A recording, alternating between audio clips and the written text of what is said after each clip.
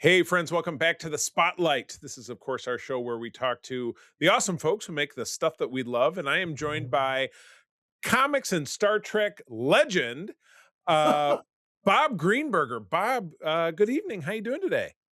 I'm good, Charlie. How about yourself? I'm doing good. I'm doing good. You're absolutely. It's funny. We set this up about a month ago, and I used Mike Carlin as a reference. Mike has been on with me twice. We had a great show Hmm. that just came out where we were talking about his 1988 Star Trek: The Next Generation miniseries. It was him and myself and my co-host Peter, and we were just laughing it up because I'm sure you've. I don't know if you were involved in that, but just reading through it, it's absolutely it's like a fever dream. It's totally crazy.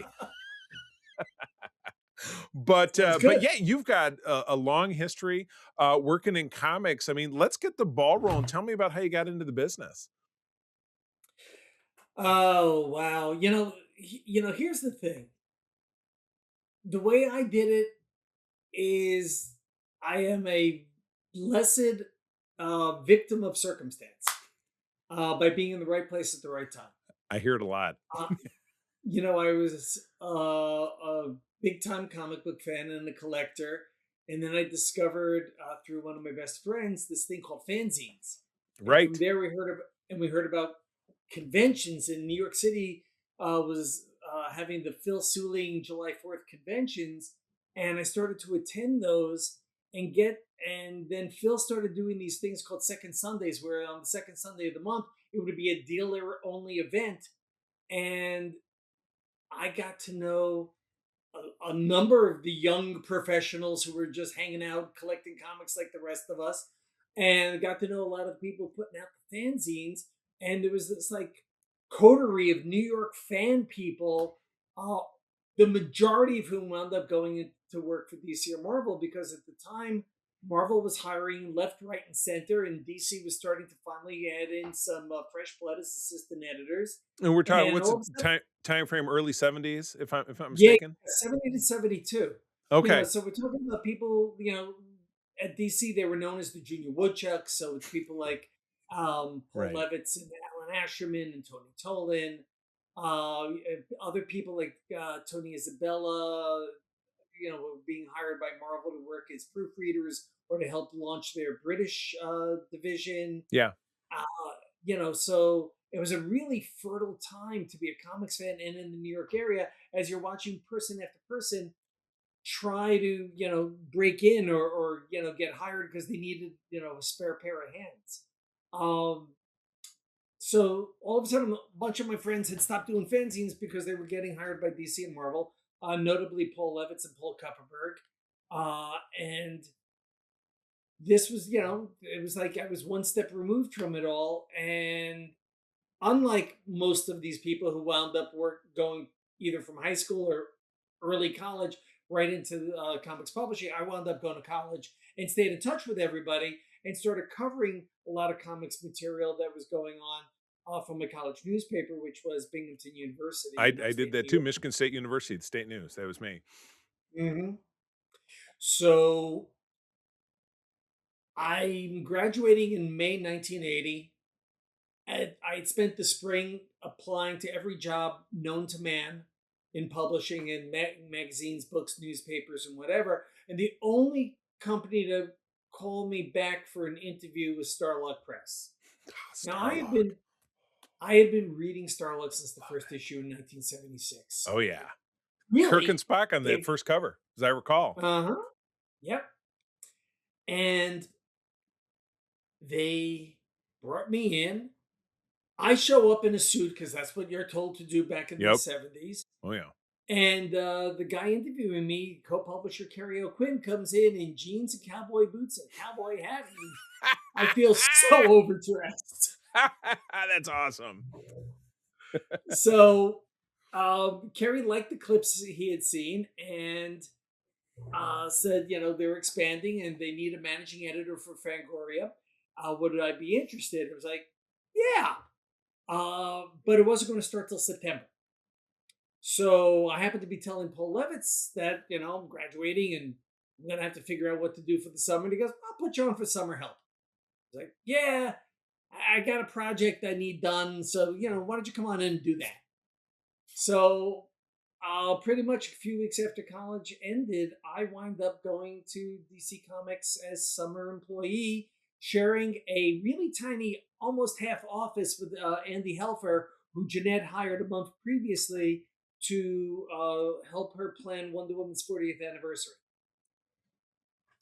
And while I was there, I was ostensibly hired to go through the library and help them create a property catalog because for the first time in decades, DC had reacquired control of their foreign rights. They had an agent who handled all that before, and he retired.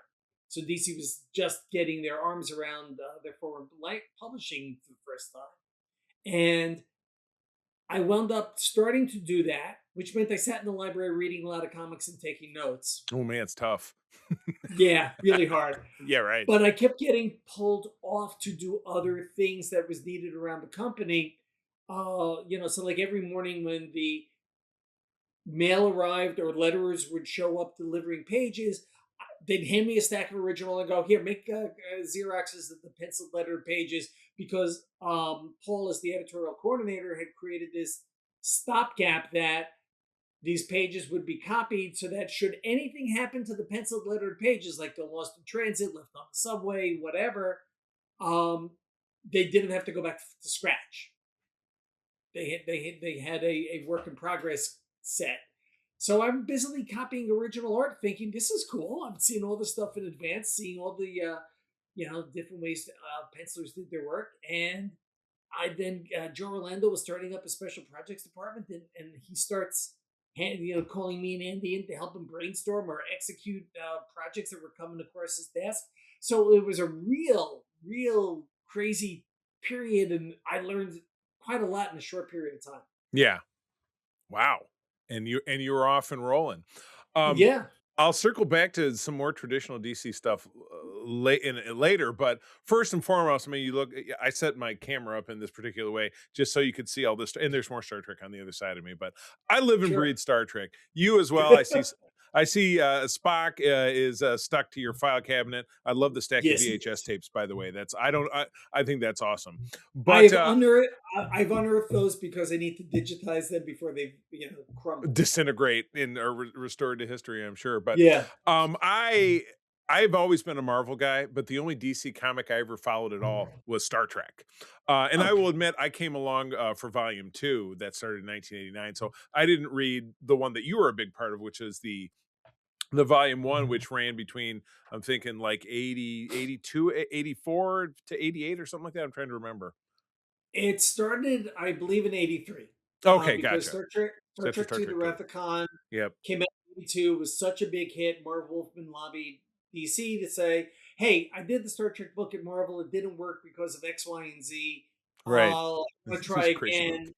And they cut a much better licensing deal than what Marvel had cut, and he launched the book in fall of '83.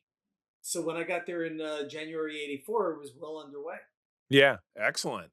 And then from that, you worked on that series. You worked on a lot of the film adaptations, which are always interesting because it takes me back to thinking about my conversation with Mike Carlin about how he had to adapt TNG into stories, having just read the Bible and the show wasn't on, and all the weird things Hmm. that happened. You know, and I'm sure you had. I have a few of those because I collect out of print comics. So the main thing I collect are Star Trek comics because so many of them are out of print. But I find them Sure. at shops and I find them at shows, and they go in a bin in my closet. That's my comic collecting these days because I'm largely a digital reader. But you also are responsible for the getting into prose that Gateways novel series from the it was the '90s or the early 2000s, which I absolutely loved. I mean, tell me, I mean, dialing all of that back, tell me about your Trekdom. Tell me about what it meant to do that. I'm guessing you're a fan from the jump, but then you got the Just dream. You got about. to work on Star Trek. Yeah, I as a really young kid, I got bits and pieces of Star Trek during its NBC run, but really didn't get to see any number of episodes to really it hit syndication in yeah, 1970. And then it was airing at 6:30 at night on WPIX in New York, and watching, eating dinner, watching Star Trek, it became so formative. Yeah. Um, so I had read the Bantam novels. I was so on the Gold Key comics because they were nothing like the TV show. Right, of course. Um,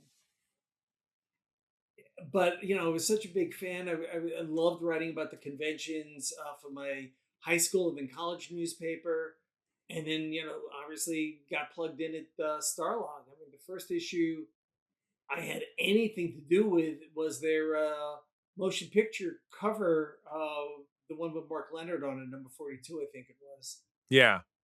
and so covering Star Trek was great, and then coming to work with Marv on the comic when I joined DC was wonderful. And then when Marv stepped away from his part-time editing duties, I was Mike Barber's writer editor. But as the in-house guy, starting with Marv and then Mike, I was there doing the letter columns and making sure all that stuff was happening and working with the approvals with Paramount. And then when Mike stopped writing the book, I became natural for me to assume the reins, starting with issue 17. Yeah. Do you have a and your that what I do remember again, I read bits and pieces of that first volume, and I have a handful of the issues, but the one thing that really stands out to me is we had the first Klingon in Starfleet, and we had a prominent Native American character, both of which then proliferated into canonically aired shows. Who was the Yeah, creator of that those was Mike. characters? That was you? It was That was Mike. Mike? No, Mike W. Barr. Mike, as the writer of the book, needed a supporting cast he can do things to Do because things too.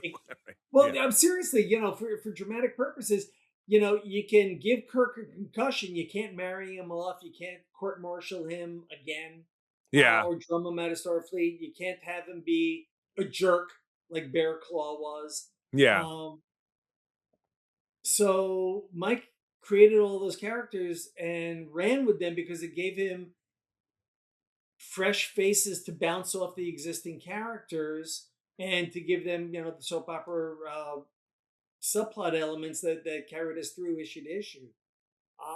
So a lot of that was Mike and Marv, and we were able to use those characters right up to the reboot in '89 when we were specifically told to drop them. What why did they and why did they do that? What was the rationale? Just didn't wanna have any kind of connective tissue, wanted to start fresh? So in Labor Day 1986, Paramount was holding a big anniversary party for Star Trek, 20 Right. years. And as it was told to me, Roddenberry and Paramount were starting to dance around each other about coming back, kissing and making up, and coming back and doing something new with Star Trek. And his office gopher at the time, a guy named Richard Arnold, I am told, leaked word of this to Electronic Arts newsletter, in-house public. It was some sort of trade publication, and they ran the story, which forced Paramount's hand to cut the deal with Roddenberry because they didn't want to look foolish that the word's out there before there was a deal. And Roddenberry drove a hard bargain, which gave him right of approval of licensed material, notably the comics and the novels, and then immediately installed Richard Arnold as his interface between his office and the licensing department. And Richard, on behalf of Gene, said, "We only want the original cast." Gotcha. Gotcha. And so And back that to the that was drawing the board. begin and that was the beginning of a very slippery slope where we were being told one thing after another that we could or could not do. That in time it became clear Roddenberry was not reading this material, was just hearing it secondhand from Richard, who had a very protective nature of Gene's vision. And if Gene didn't create it and it wasn't on air, we could not extrapolate or embellish, Right. Got it. Got and it. that became very challenging. Yeah, that's the old adage in Star Trek, and of course, I'm sure you've heard this and been bounced around, is that the powers that be look at what's on screen as canon and what appears off screen as being beta canon is a way I've heard it described. So the That's what, whole yeah. because so much of the comic really the comics and the novels, and I've just started recollecting the novels because I've had them and gave some to library and started again. I've been the same way with comics. I've collected, sold them, started again. It's like I'm very schizophrenic with my collecting, but I'm starting to collect the novels again. And there's so much of the novels that don't, because it's all these different authors over the years that they don't talk to each other, so they don't follow a common line. And comics can be very similar. So you have to really think about it like Marvel in the multiverse, like everything's a different Earth or whatever. Well, one of the interesting things is that the novels actually started to evolve their own continuity as each franchise finished its on air or on screen run. Right. And, so that really started late 90s by With the probably with time DS9, right? Because they had that whole relaunch. I know yeah, because I really followed it closely back then. Voyager did the same thing in the early 2000s. Christine Golden and then Kirsten Bayer, who was recently a guest on our show, wrote a lot of those novels and kept it rolling. And I think both of right. those aren't around And anymore. and increasingly the writers talk to one another, and the editors, Dave Stern and then John Ordover and Kevin Ryan, all kept the writers in touch with one another so that we were very clearly building our own little continuity. And since there was nothing else out there to contradict it, Right. Paramount was fine with it. And that lasted until the Picard series on Paramount Plus, because then they actually had to write a storyline that became a three novel event to end that continuity. Right. Yeah. Seems familiar. So, well, awesome. So let me talk to you about DC Comics. So again, I'm a Marvel guy, but I have enjoyed on both the big screen, the small screen, Doom Patrol and Suicide Squad, and you Ah, were involved. You were okay. obviously involved in both. You've seen some of those, I assume. Some of the program. Did you see the films, the Suicide Squad films? I've seen both Suicide Squad films and Okay. Peacemaker and all that stuff. I watched all but like the last half season of Doom Patrol when it got a little too weird for me. Yeah, we started it and didn't finish it, and then started it again, and it kind of trailed off. I was obsessed with Peacemaker. And not only that, I had one of the stars of Doom Patrol, Stephanie Chakowski, who's an Oh, actress, okay. come on and talk about Peacemaker with me when season two wrapped up, and she's actually doing a proper interview with her actually actually tomorrow. I've interviewed her at a convention. She's a lovely woman. Yeah, no, I totally agree, and we chat on social media kind of all the time, which come back and talk to us, but looking at those 2 properties, having been, that you had some decent amount large amount of involvement with those, how do you, how do you like those properties translated into TV and movie? Were you a fan? You said you watched most of Doom Patrol, but what thoughts do you have if you kinda in your head pick it apart a little bit saying, "Well, I didn't really think about this character being like that," or that kind of thing?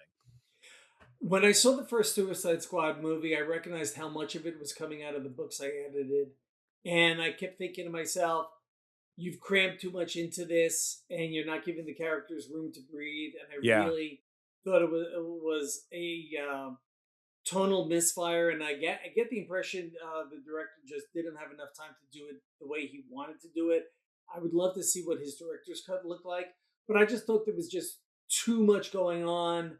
Where like a third of the movie is to rescue somebody in Detroit. It turns out to be Amanda Waller, and then nothing comes from that.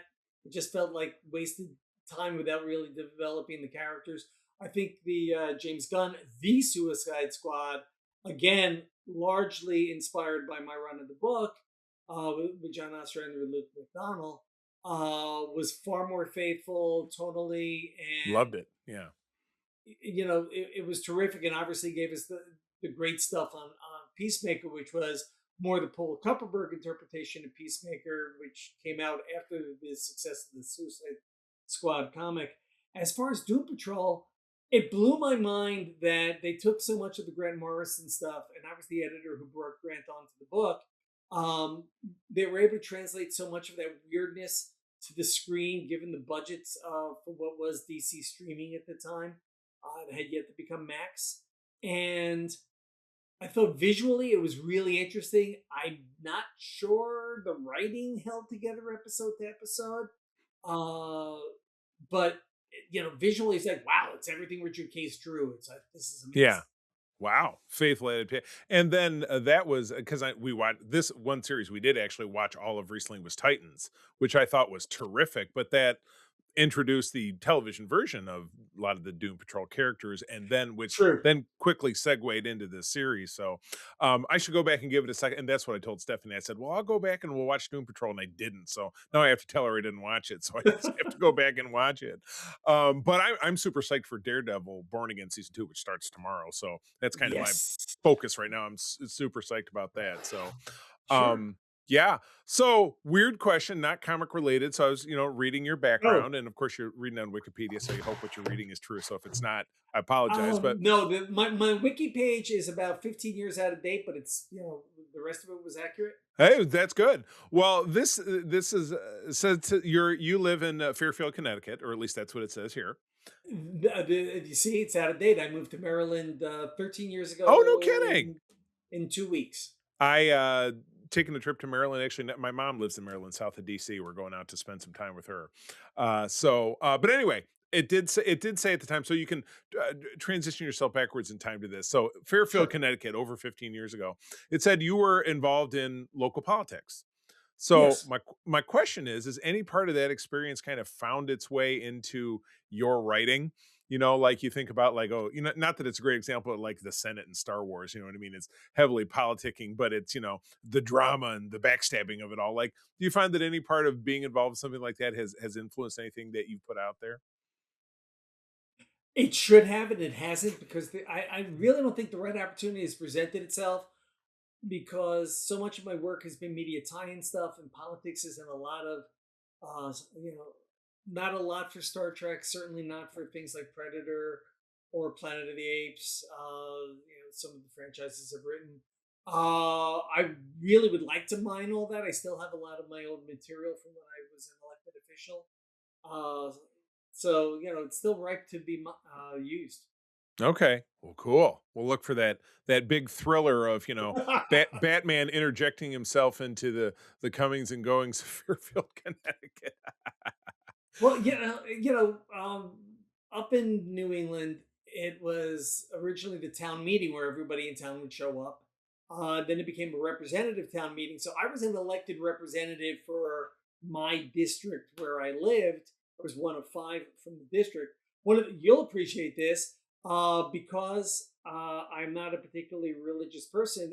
When I was sworn in, I would swear in with the Vulcan salute.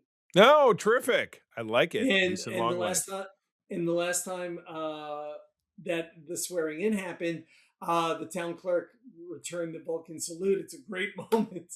Oh my gosh, that is see, everything comes back to Star Trek. At least it does in my life, I'd say.